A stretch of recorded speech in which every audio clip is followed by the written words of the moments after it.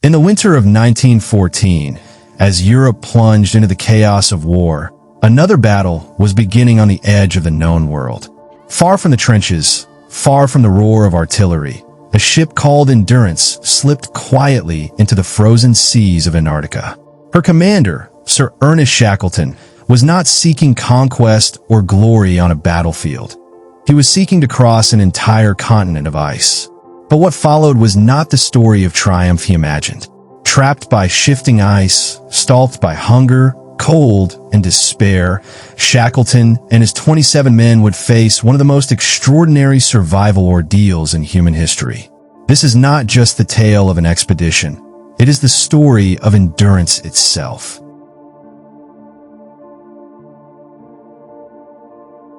The sun lays its pale warmth over the emerald fields of Kilkea, County Kildare, in Ireland.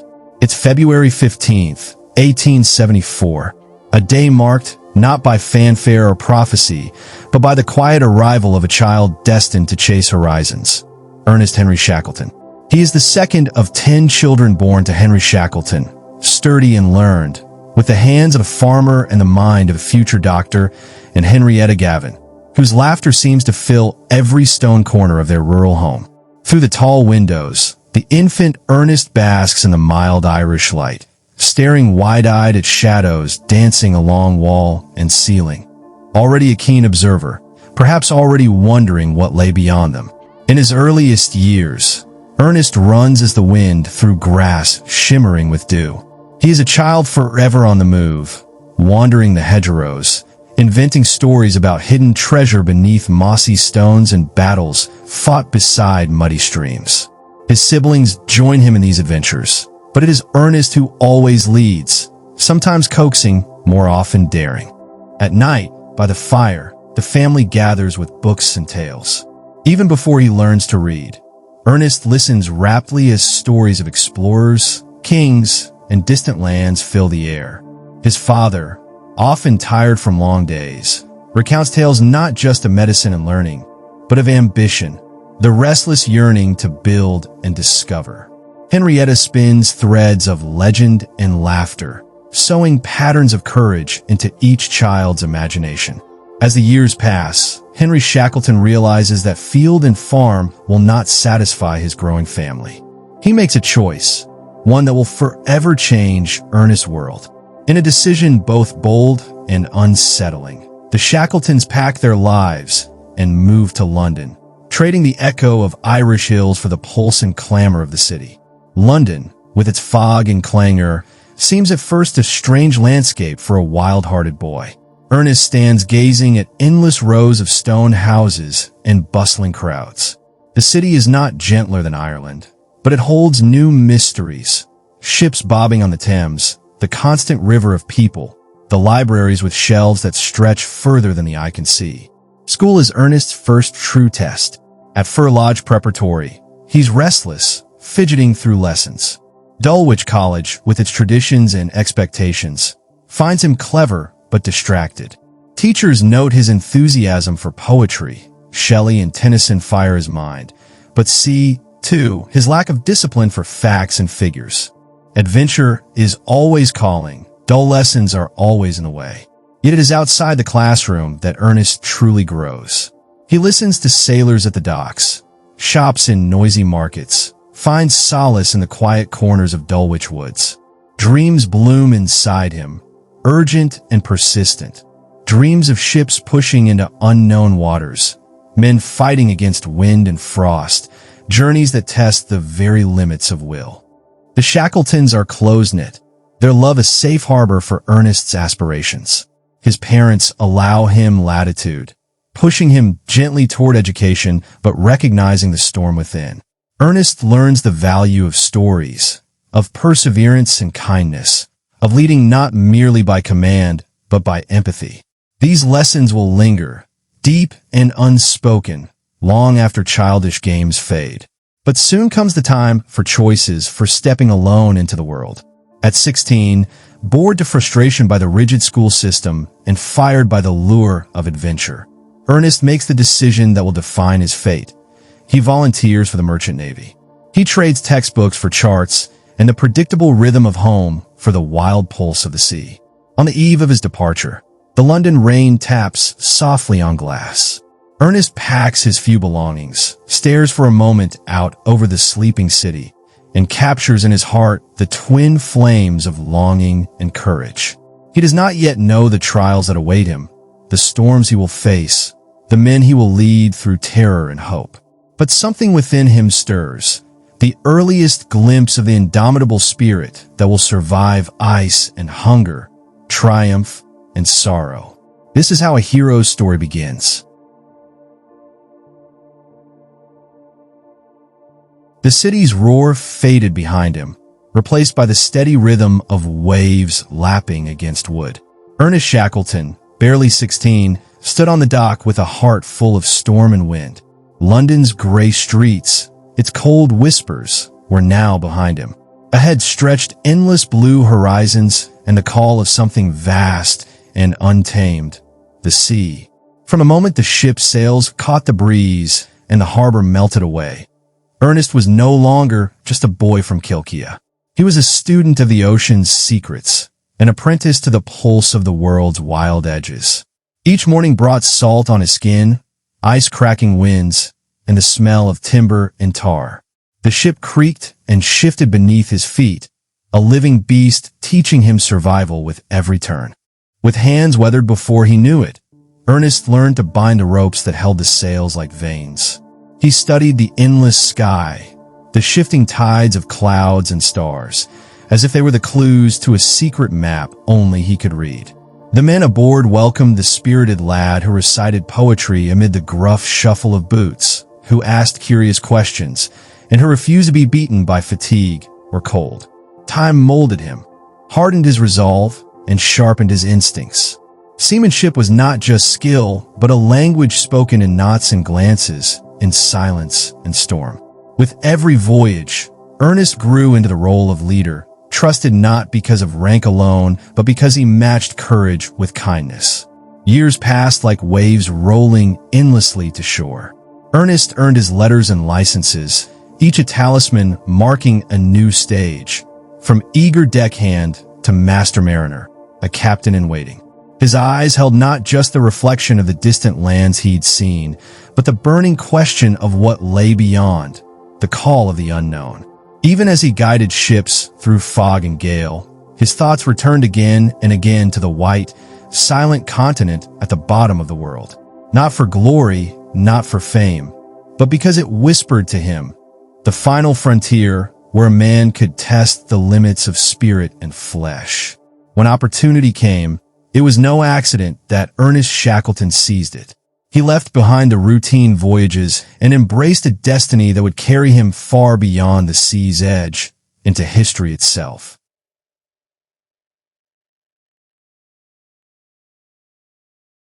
Winter gnaws at the edge of London, air sharp and taut as a drum when Ernest Shackleton receives the whisper he's always heard, buried beneath city sounds. Go further. Go south. Go beyond what anyone knows. The Discovery Expedition calls him by name, a ship built for a kind of madness most men only dream about. Ernest, lean and restless, shakes his father's hand, packs a battered notebook and Shelley's verse, and steps aboard among heroes and skeptics alike.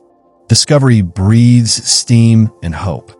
Crewmen stomp boots, their eyes flicking with nerves and wonder. Shackleton finds himself not just another sailor, but a mix of poet and problem solver, a human compass pointed always to adventure. The first months are a classroom of cold. Ice forms lace on the ropes, rations shrink, and silence settles with the snow. They map coasts no living soul has seen, measure winds from the very bottom of the world. Shackleton adapts quickly, his spirit untamed by frostbite or exhaustion. His camaraderie is a fire that won't be snuffed by endless night or biting wind. But Antarctica tests every man, and Shackleton is no exception. Sledging parties strike into crystalline emptiness. 3 men, Shackleton among them, striving to touch a phantom South Pole. The air stings his lungs, the light sears his eyes. Hunger creeps close. Scurvy gnaws like an invisible wolf. One day collapse. Shackleton, skin cracked and shivering, cannot hide the toll. Captain Scott, ever the stoic, makes the call. Shackleton must return to England. The decision is a bitter pill.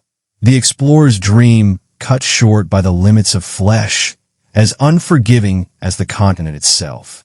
Shackleton boards the relief ship, the horizon blurred by tears and frost. Yet the southern ice has marked him, not in defeat, but in promise. On the deck heading home, wind howling around him, he sketches new schemes in the margins of his journal. There is unfinished business at the edge of the world. The white silence waits. The world was done with heroes. So said the headlines. So whispered the teacups in the corners of smoky pubs. But Ernest Shackleton, with his eyes bright as polar dawn, did not listen. He stitched together a dream with promises and pennies and called upon the boldest souls he could find. Thus assembled, the men in the Endurance stood ready on a dock fringed with fog, hungry for myth. Endurance, black-hulled and purposeful, shivered in the chill as Shackleton paced the deck. Below him, London grew small, then vanished, a memory outpaced by the thrum of icebound wanderlust. The journey south was a dance of anticipation and laughter, boots thudding on wooden floors, mugs clinking against the cold. Shackleton breathed life into the crew, weaving unity from difference. He listened, he cajoled, and when needed, he demanded. The men knew their leader was no ordinary captain. He was equal parts alchemist and anchor, turning boredom into purpose during weeks of waiting, spinning tales when hope grew thin.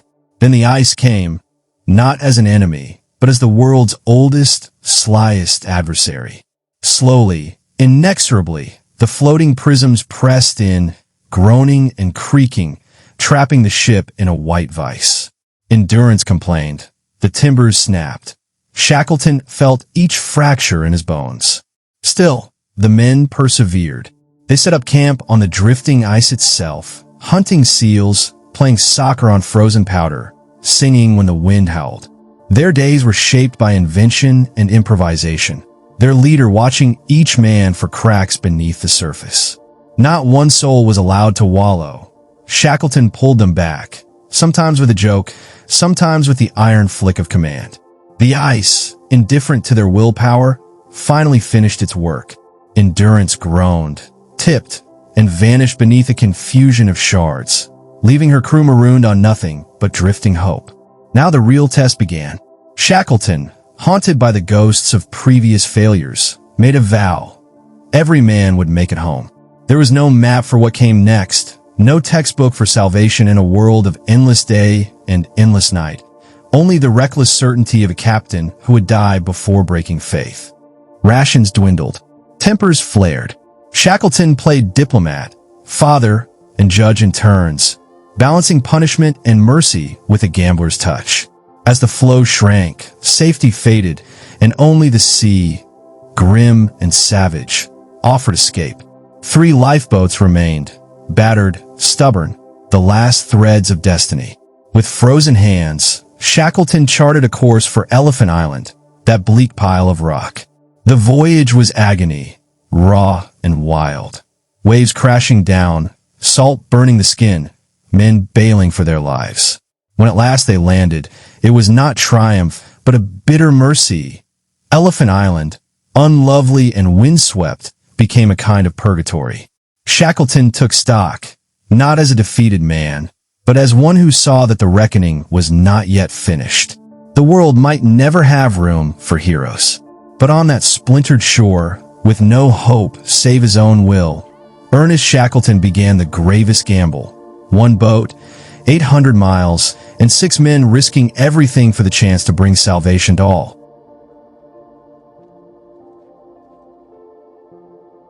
Shackleton gathered those who would dare this mad journey. Frank Worsley, whose keen eyes read the stars as if they were old friends. Tom Crean, quiet strength wrapped in weathered clothing. Timothy McCarthy, John Vincent, and McNish, the crew of 6 men bound together by desperation and trust. On a cruel April morning, the James Caird slipped into the raging surf. Shackleton cast a last look at Elephant Island, a mere smudge in the gray mist, and whispered a vow that would never break. "I will come back." The ocean howled. Waves towered like walls made of thunderous water, smashing the wooden boat as salt spray turned to ice. The men huddled, soaked to the bone, clinging to hope tethered by their leader's steady gaze. Worsley fought the invisible sky, stealing glimpses of weak sunlight to guide their perilous path. Each day was a battle. Skin split and bled from cold. Hands swelled and stiffened. Sleep evaded them like a phantom. When the dark pressed hardest, Crean's quiet songs floated across the waves, steadying their frayed minds. Shackleton spun stories, threads of warmth woven through the endless desolation.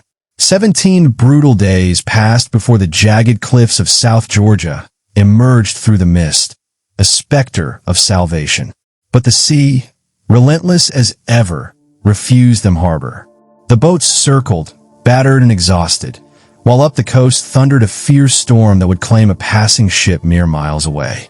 Refusing to surrender, Shackleton, Worsley, and Crean set out on foot, across a wilderness of ice and jagged peaks uncharted by any man.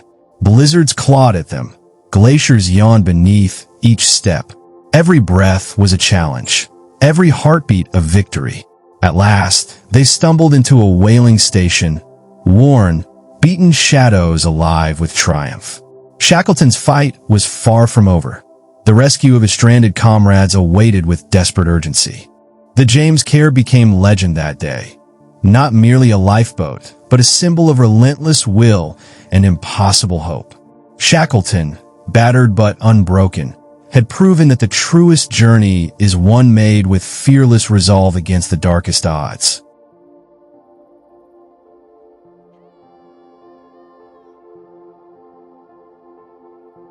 The world beyond South Georgia was a frozen vault, locking away Shackleton's men like prisoners of fate. Elephant Island was a bleak outpost of rock and wind, a place where time seemed to drag its feet, and hope was a whisper too fragile to carry. When Shackleton reached the whaling station, his victory was bittersweet. The terrain had nearly swallowed him whole. Exhaustion carved deep into his bones, yet his mind burned straight and sharp. There was no time to rest. The men on Elephant Island waited, their lives suspended by a thread in the vast Antarctic silence. With the help of the whalers, Shackleton quickly arranged vessels suitable for a rescue. But the Southern Ocean had not loosened its grip. Ice floes schemed like silent sentinels, blocking every path, and winter's breath frosted the air with lethal precision. Ship after ship turned away, crushed by the sea's relentless grasp or frozen in place by fields of shifting ice.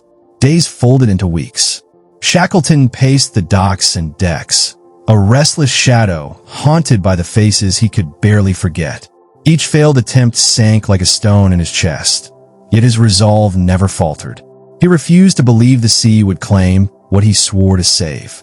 Through storms that screamed like banshees and silence as thick as smothering wool, Shackleton's tenacity was a beacon. Rumors spread among sailors and whalers. This man would move mountains, command the sea itself, rather than lose even one man. Finally, the schooner Yelcho, a humble vessel stripped for the mission, was entrusted to him. Under a gale-lashed sky, Shackleton and a small crew pushed through pack ice tighter than any before, carving a path that was more will than wave. On August 30th, 1916, the Yelcho landed on the barren shores of Elephant Island.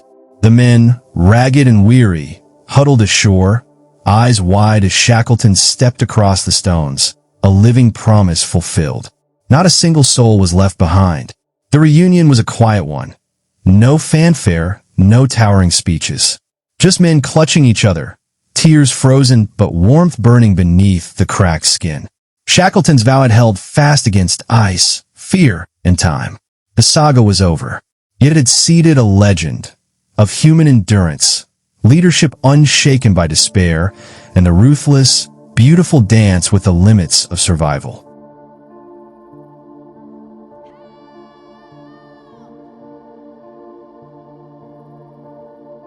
Shackleton's heart was a restless flame that never fully settled. After the storm of endurance, after the struggle against ice and time, he did not seek quiet retirement. Instead, he bought a small vessel, the Quest, and prepared to sail south one last time, not in pursuit of glory, but for the simple hunger to explore. The ship was humble, its timbers creaking under the weight of a dream too big for its frame. Shackleton's crew was a patchwork of old friends and new faces, all chasing the shadowed edges of the map. The air was thick with expectation, tinged with the quiet sorrow of a man who knew this journey might be his last.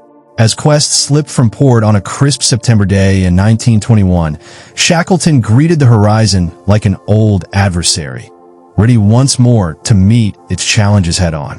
But the years had taken their toll. The cold crept beneath his skin, and the relentless strain sapped his strength. By early January 1922, as the ship neared the aged glaciers of South Georgia, Shackleton's restless spirit was claimed by silence. A heart attack ended the fight.